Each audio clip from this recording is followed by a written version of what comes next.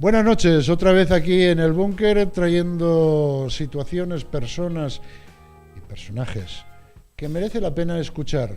Antes de nada, cabecera.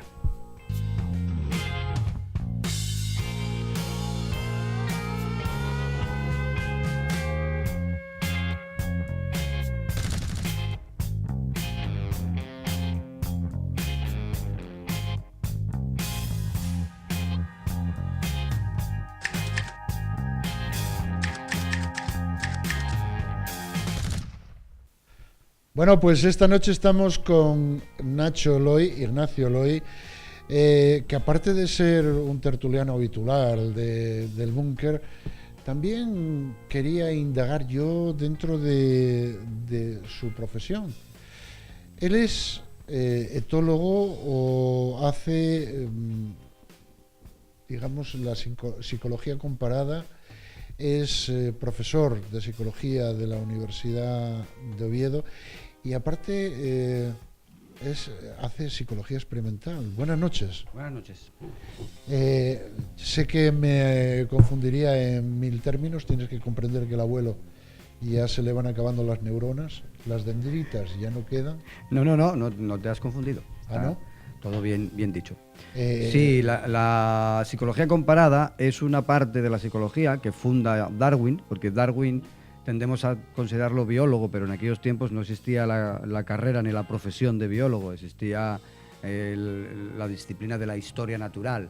Y Darwin escribió varios libros explícitamente de psicología, por ejemplo, La expresión de las emociones en los animales y en el hombre, o El origen del hombre es un libro en el que se habla muchísimo de psicología, de los instintos, etc. Y en la propia Origen de las especies, pues también habló mucho de componentes del papel de la inteligencia en la evolución. Y eso dio lugar a un proyecto que sale directamente de su obra, que es el de la psicología comparada. Del mismo modo que hay que comparar los esqueletos y la musculatura de los animales para entender su evolución morfológica, la evolución de sus cuerpos, también hay que comparar sus capacidades psicológicas para entender la evolución de la mente en los animales. La mente era un concepto que en ese momento se usaba como referencia. Hoy en día diríamos más bien el estudio del comportamiento, que fue lo que posteriormente fundaron autores como Konrad Lorenz o von Fries, Tinbergen, en lo que llaman la etología moderna, que es el estudio del comportamiento animal en su contexto evolutivo. En el ámbito de la psicología comparada, de la psicología experimental, la psicología que se hace mediante experimentos, pues viene a estudiar básicamente lo mismo. Hoy en día los campos están mucho más cercanos, la etología y la psicología comparada. Por ejemplo, en la Universidad de Oviedo hay especialistas en etología, tenemos contacto con ellos, va a haber un congreso ahora en septiembre y vamos a participar también personas de la Facultad de Psicología, de formación psicológica, y hoy en día cada vez hay más personas vinculadas a las dos cosas. Pero está, digamos, dentro de la psicología experimental, es la psicología experimental comparada, a la que yo me dedico aquí en la Universidad de Oviedo, en la Facultad de Psicología.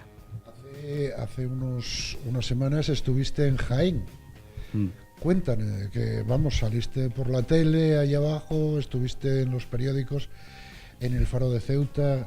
Cuéntame, porque ya que eres famoso. Bueno, yo puse en marcha un proyecto de investigación con una especie de invertebrados, concretamente en caracoles. Tuvimos un proyecto de investigación que tiene financiación pública del Ministerio de Innovación, ¿no? Se llama.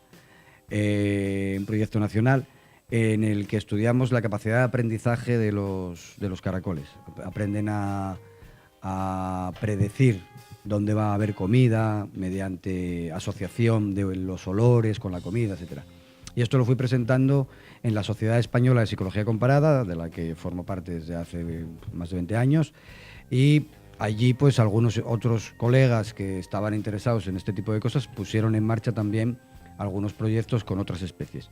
En concreto hay dos equipos trabajando en el comportamiento de las lombrices, que el propio Darwin tiene una monografía maravillosa sobre lombrices. Darwin hizo muchas más cosas, aparte de la teoría de la evolución, ha hecho mucha investigación también experimental.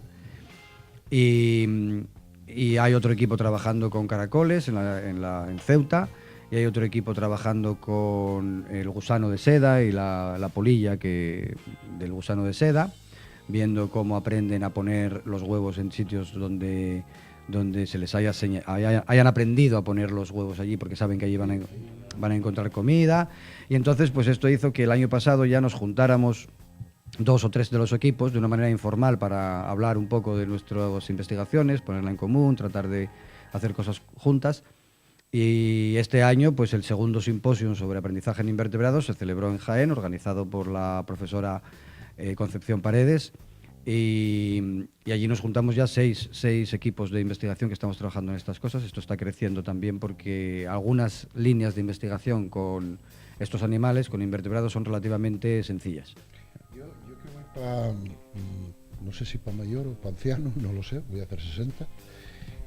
Me contaste antes de que empezara el programa, me contaste que ahora hay 5 reinos de los seres vivos. De los seres vivos, sí. Sí, bueno, ahora desde hace unos cuantos años ya que sí, esta investigación... Quiero decirte, yo quisiera que esta gente que nos está viendo empezara a comprender que estamos avanzando en el conocimiento y que por lo tanto ya no hay simplemente, vamos a ver... Plantas y animales. Animales y plantas, invertebrados y vertebrados, sino que encima... Cuéntamelo, por favor. Bueno... De hecho, el término invertebrados es un término que es controvertido, aunque se sigue usando, pero vamos, que desde el punto de vista de la moderna clasificación de los animales, ya ves que soy viejo, que se llama cladística, pues no es muy correcto este término. Pues bueno, tiene el sentido de todo lo que no sean peces, anfibios, reptiles, aves y mamíferos, pues son los otros, ¿no? Los que no son vertebrados, pues son estos animales. Y en cuanto a los seres vivos, a los animales son un reino dentro del conjunto de los seres vivos. Los seres vivos comprenden también las plantas, que es una forma de vida, son seres vivos, pero son distintos de los animales, tienen diversas características que los hacen diferentes. Están los hongos, que no son ni plantas ni animales, que también tienen una serie de características que hace que se clasifiquen como un reino distinto.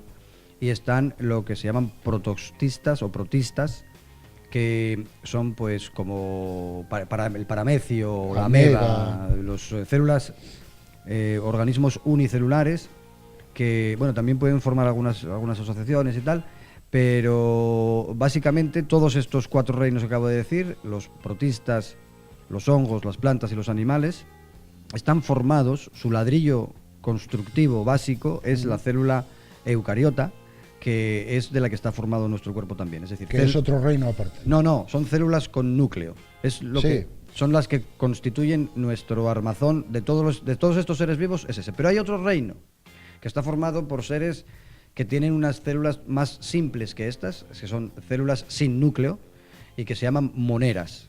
Son bacterias, fundamentalmente, y se supone que fueron los primeros seres vivos en aparecer. A partir de ellos, según las teorías de la profesora Margulis, pues por combinación, por simbiogénesis, eso dio lugar a la célula eucariota, a partir de la cual pues se produce la enorme diversidad de animales, sobre todo gracias a lo que se conoce como la explosión del Cámbrico, donde hay investigadores actualmente pues manteniendo que ya en esa explosión que se produce, explosión de vida, ¿no? de diversificación en formas de vida, aparecen todos los modelos animales básicos que hoy en día existen y otros que ya no existen, y que ahí tuvo un papel relevante el aprendizaje ya, la experiencia, el aprendizaje asociativo. Yo quería preguntarte, vamos a ver, ¿hay inteligencia emocional en los animales?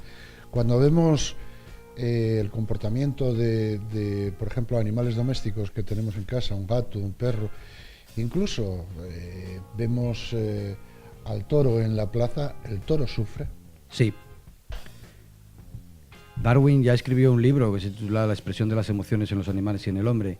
Hace falta no tener ojos en la cara para no percatarse que un cerdo, una vaca o un perro pues tiene unas reacciones muy similares a las nuestras cuando nos hacen las mismas cosas. O sea, si nos dan una patada, pues chillamos y nos hace daño. Pues le damos una patada a un perro, pues chilla y le hace daño.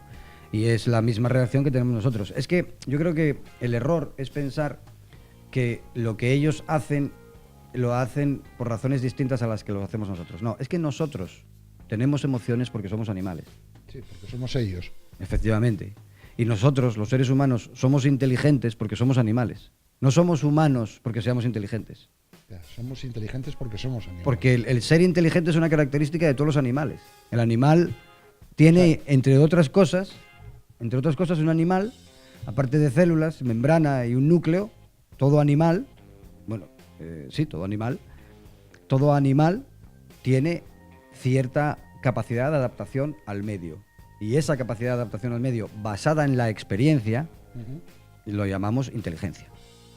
Todo animal, incluida una anémona, esa especie de melenas que están en las rocas, que se mueven así, pues ese bicho también tiene inteligencia emocional. Tiene una cierta inteligencia. Sí, tiene una cierta capacidad de adaptación, una cierta capacidad de aprendizaje. De aprendizaje. Es que es lo que yo te venía, y hay mucha gente que cree que es un animal, no sufre, un animal no. El que dice eso es un animal. Sí. En el sentido vulgar del término. Sí.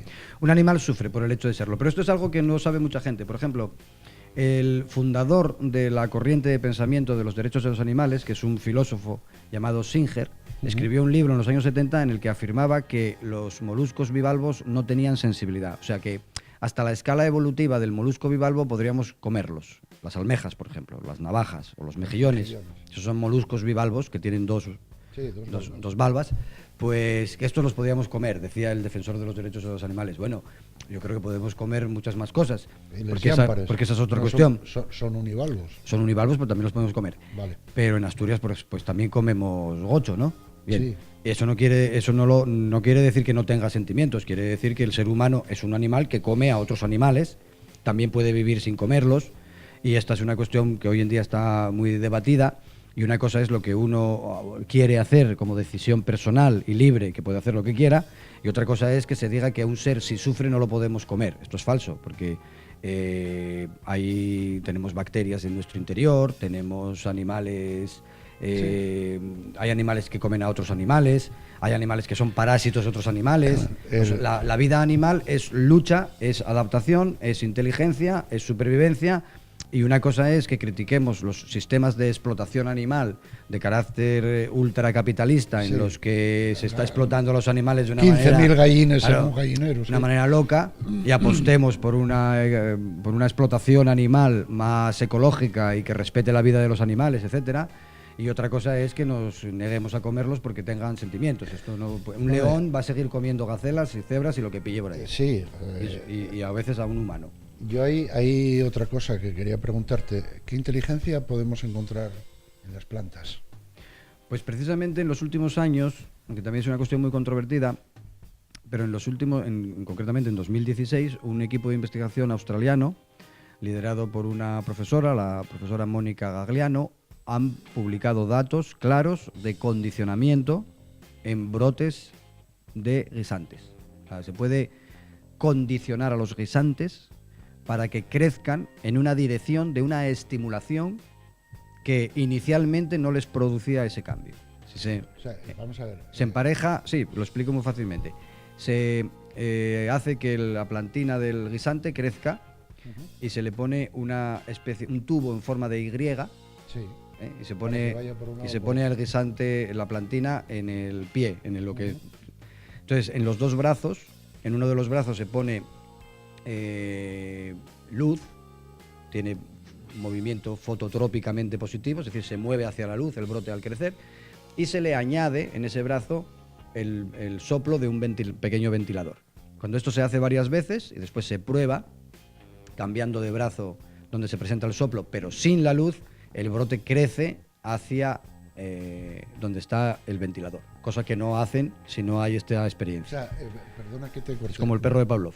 Sí, pero no hace falta la luz, sino el ventilador. Efectivamente. Después del emparejamiento, no hace falta la luz, sino el ventilador hace que crezca hacia el ventilador. O sea, que es el oxígeno el que da el condicionamiento para que vaya hacia un lado o hacia otro. O el propio movimiento que genera también el ventilador. Eso ya es una cuestión que habría que investigar. Pero es más grave aún porque hay otro experimento de estos mismos autores en el que lo que hacen es, en uno de los brazos de la Y se pone la luz y en el otro se pone el ventilador. Ajá.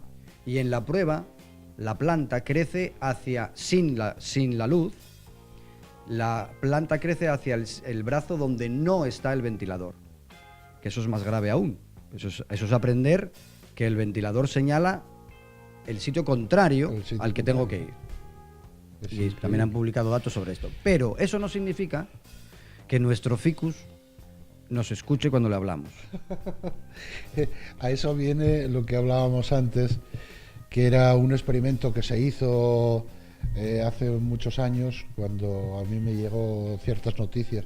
Ya sabes que los americanos hacían cosas muy extrañas allá. La increíble tienda de los horrores. Sí. Lo de un ficus con unos electrodos, entraba un hombre con una tijera, cortaba una hoja del ficus y se producía unos picos en el medidor. Después entraba otro hombre que lo acariciaba, le daba agua, hablaba con él, cantaba. Las ondas eran sinuosas, sin picos. Y en un momento dado, cuando entraba otra vez el hombre de las tijeras, vamos a decirlo así, y hacía sonar las tijeras, empezaba a pegar picos el ficus, ¿no?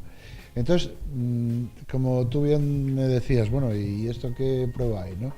Vamos a ver, los que nos dedicamos a hacer experimentos, pues sabemos que un experimento tiene una parte muy importante, que es el grupo experimental, y otra parte igual de importante, tan sumamente importante que si no lo hay es como si no hubieras hecho el experimento, que es el grupo de control. Sí. El control puede ser por grupos, hay diversos procedimientos de control, pero siempre tiene que haber una comparación. Mientras no haya comparación, no hay experimento propiamente dicho. Entonces, yo no conozco esa experiencia y he leído muchos trabajos de revisión de condicionamiento en plantas y nunca jamás he leído eso, con lo cual yo de momento pienso que se trata de un mito. Ahora, que tú cuando le cortas a una planta, si le colocaste unos electrodos o le colocaste un medidor de sustancias que segrega la planta, puede segregar sustancias distintas de las que está segregando en una situación en la que no haya una agresión sobre la planta, eso es seguro que sea así. Pero eso no quiere decir que sufra en el sentido animal del término sufrir. Vamos a decir que sufre en el sentido vegetal, que de momento se puede explicar en términos físicos, mecánicos. Es decir, al sentir la rotura en sus tejidos, sí, hay una respuesta. Tiene elementos que cumplen la función sin tener neuronas. Reparadoras. Efectivamente, y hecha sustancias autorreparadoras, etcétera. Pero que detecte la presencia en la habitación del señor que la podó. Eso yo de momento pues digo que no. Pero decir que no quiere decir que me niegue a que si mañana me lo demuestran como es debido, que hay que experimentarlo. Pues lo aceptaremos, igual que hemos aceptado estos experimentos que he contado ahora de la doctora Gagliano, ¿no? Se acepta esto sin ningún problema. Lo que hay demostrado, que hacer es demostrarlo. Efectivamente. Una cosa que a esta gente que le habla al ficus, como antes decías, si le hablas al ficus pero no le echas agua, el ficus se muere. Se va a morir.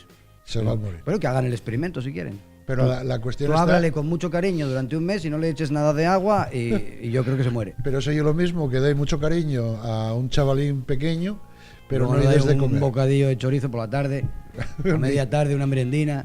Sí, claro, pero si no le das nada... Es básico. Si no le das nada, pues quedará en nada, chiquillo. Acabará... Claro. Yo iba a preguntarte, ¿somos o crees que, bueno, yo voy a decir, los humanos somos los peores animales del planeta Tierra? No, yo creo que en gran medida somos los mejores, ¿no? Pero hombre, esto es una valoración... ¿Por evolución? No, vamos a ver, en serio. Hay que entender una cosa muy básica de la evolución. ¿Qué es mejor? Yo esto lo explico con la comparación con la riqueza. ¿Qué es mejor? ¿Ganar muchísimo dinero tanto que tú al final no vas a poder disfrutarlo? Porque ganaste miles y miles de millones, que una persona normal no va a gastarlo, se lo dejas a tus descendientes, creas la fundación Cristiano Ronaldo, haces lo que te dé la gana, pero tú ya tienes de sobra para vivir y para vivir bien. Tienes todas las casas que quieras y no tienes más porque no tienes días para ir a todas las casas. ¿Qué es mejor? ¿Eso? ¿O tener un trabajo digno, vivir bien y adaptarse a vivir con esas condiciones? ¿Quién es más inteligente? Hombre, en términos de adaptación, igual es más inteligente el que vive tranquilamente con su salario y se adapta a eso. Bueno, es que esa es Entonces, la idea. Es que eso es lo que pasa en la naturaleza. Hay animales actuales que vivieron en la época de los dinosaurios. Por ejemplo, los cocodrilos. y no han modificado su forma de ser, su forma de vivir. Básicamente siguen haciendo lo mismo que hacían, pero tuvieron que cambiar de dieta a lo largo de los años. Porque cuando ellos vivieron no había mamíferos, y ahora gran parte de sus presas, tanto en los australianos como en los africanos, como los del Nilo, etcétera, como los caimanes americanos, gran parte de su dieta es de mamíferos, pero la forma de vida básicamente viene a ser la misma. En cambio nosotros, nuestra especie, los restos de nuestra especie más antiguos se hallaron este verano en el norte de Marruecos. Tienen 300.000 años. 300.000 años en términos evolutivos no es nada. Sí, media hora. Si mañana el coreano y el norteamericano se enfadan por un quítame allí estas pajas y tal, y lo revientan todo, seremos una de las especies que menos tiempo estuvo en la Tierra. Pero por otra parte, el ser humano tiene una capacidad de organización tremenda, si lo pensamos fríamente, ¿no? Y de colaboración. Nosotros colaboramos cotidianamente con personas que no conocemos de nada. Tú te subes al autobús y si una persona tropieza, pues tú le ayudas a levantarse, y no estás mirando a ver si la conozco o no la conozco, si es de mi familia, es de mi clan, a ver si es de mi partido o no es de mi partido. Tú cuando ves una cosa así, la mayor parte de los humanos ayudamos a ayudamos, intentamos colaborar. Podemos dar la vida Vivimos en una sociedad en la que unos tenemos el privilegio y el honor de dar clase a la gente joven, y otros pues tienen que trabajar en otras cosas y cultivar lechugas para que nosotros, porque yo no cultivo eso lechugas. Se llama sociedad. La organización social del ser humano es una cosa maravillosa, es estupenda, podemos estar orgullosos de ella, incluido por muchos problemas que tengamos la española, y yo creo que eso es algo estupendo. Decir que yo quisiera ser civilizado como los animales, esto que decía Roberto Carlos, hombre, de vez en cuando nos viene bien, pero hay que tener en cuenta que la naturaleza, los animales, cualquier cosa que digas seguramente será falsa, porque habrá una excepción. Pero, por ejemplo, la mantis religiosa se come al macho. Sí, bueno, le arranca la cabeza. En la cópula, para favorecer la cópula, precisamente, la eyaculación, ¿no? La fertilización. La verdad. Entre los chimpancés es muy habitual el enfrentamiento entre grupos diferentes. Y canibalismo. El canibalismo también, a veces, efectivamente. Pero es una especie muy agresiva. La mayoría de las especies animales que son territoriales, por ejemplo, los hámsters. Un hámster es un roedor, vive solo, no vive en grupos, vive solo, y tiene que mantener una zona para su alimentación. Entonces, si aparece otro hámster por allí, pues vamos, lo mata. Los lobos son también territoriales, y son muy parecidos a nosotros en el sentido de que dentro de su grupo están organizados en la caza. La caza es organizada, uno va por un sitio, otro va por otro, uno rastrea, otro muy parecido a los neandertales, cromañones. Muy parecido a nosotros mismos cuando cazamos. Sí. Pero son muy territoriales con miembros, con lobos de su especie, pero que sean de otro grupo. Lo mismo sucede con las ratas. Las ratas también son sociales, viven en clanes, en grupos, reconocen por el olor a los miembros de sus clanes, que no son familias, son más amplios que la familia, pero si no eres de su familia, te matan. Pero bueno, si como animales llegamos hasta aquí, ¿cómo no nos damos cuenta de lo que estamos ensuciando el planeta, por ejemplo? Efectivamente, esto es un drama, y nosotros tenemos que ser conscientes de que lo que estamos haciendo es hipotecar la salud de las próximas generaciones, que es otra característica del ser humano. Nosotros podemos pensar más allá, podríamos pensar más allá de nuestra propia vida individual. Eso es una característica, creo yo, de lo positivo de la religión. Pero no en el sentido de las religiones típicas que piensan que tú te vas a ir a un cielo donde vas a ver a tus seres queridos y tal, sino en el sentido más humilde de pensar en las personas que van a nacer pues dentro de 40 años y que es muy probable que cuando estén nadando en el Mediterráneo, si es que se pueden meter, para entonces, pues se les meta una bolsa de plástico en la boca. Claro, pues yo creo que deberíamos ser conscientes de eso. Deberíamos ser conscientes, y yo creo que las personas, a poco que reflexionen, lo son, pero después están los intereses económicos que hacen que, por ejemplo, el expresidente Rajoy, pues cuando se le habló del cambio climático, dijo él que tenía un primo que era científico que le había dicho que no, que eso era todo mentira.